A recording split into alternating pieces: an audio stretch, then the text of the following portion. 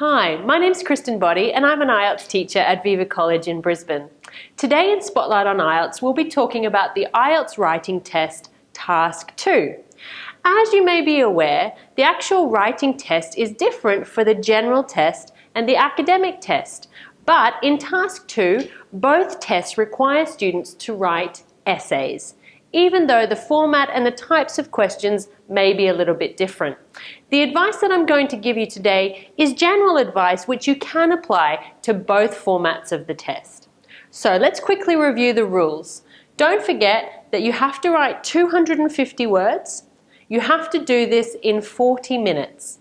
So we're going to discuss one type of question today, which is discuss both views and give your opinion. Now, many students are afraid of this type of question because often they don't have enough ideas to discuss both views that are being addressed in the question. But if you don't do that, you will lose marks. So it's very important that you plan to talk about both sides of an argument.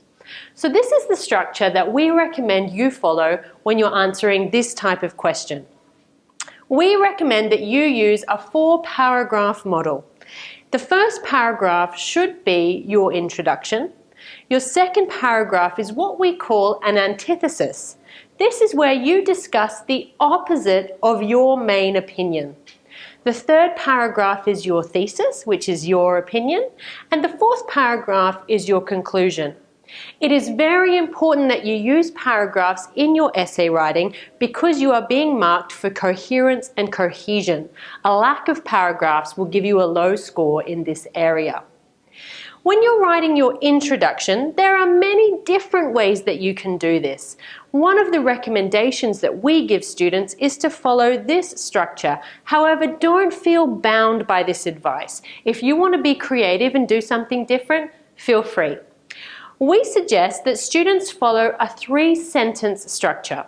So the first sentence is where you introduce the general topic. For example, education has been improved by technology immensely over the past 50 years.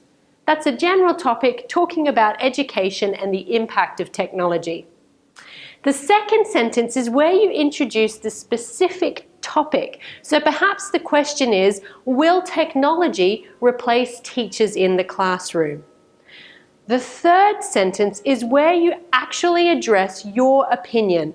So you tell the reader what you are going to talk about in the rest of your essay.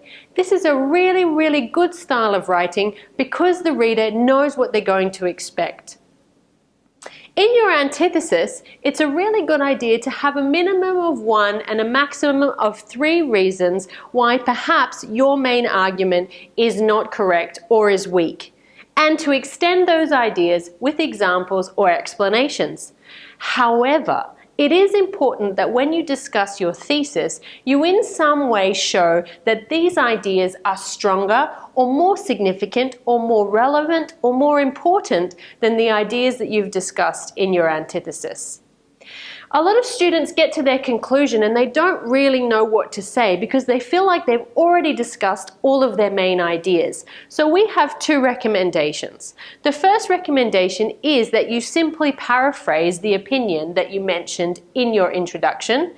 Paraphrased means that you use different words, so you're not repeating the thing that you said exactly in the same way, you're changing it using synonyms. The second suggestion that we give for the conclusion is that you give some kind of a recommendation for the future. For example, if technology and teachers can work together, then perhaps our students in the future will have more possibilities and greater opportunities for education. So let's quickly review what we've just talked about. You sometimes have to write an essay where you discuss both views and give your opinion. You have to write 250 words and you need to do this in 40 minutes. We recommend that you follow a 4-paragraph structure where you have an introduction introducing the general topic and your opinion. You actually introduce an antithesis where you talk about the opposite ideas to your main opinion, and then you counteract these with your main arguments in your thesis. And finally, you summarize what you've said by paraphrasing your introduction or by giving recommendations for the future. Thanks so much for joining us today. My name's Kristen Boddy. I'm an IELTS teacher at Viva College in Brisbane. If you have any questions or would like to make some comments, please leave them in the comment section below, and I hope that you'll join us again next time for Spotlight on IELTS. Bye for now.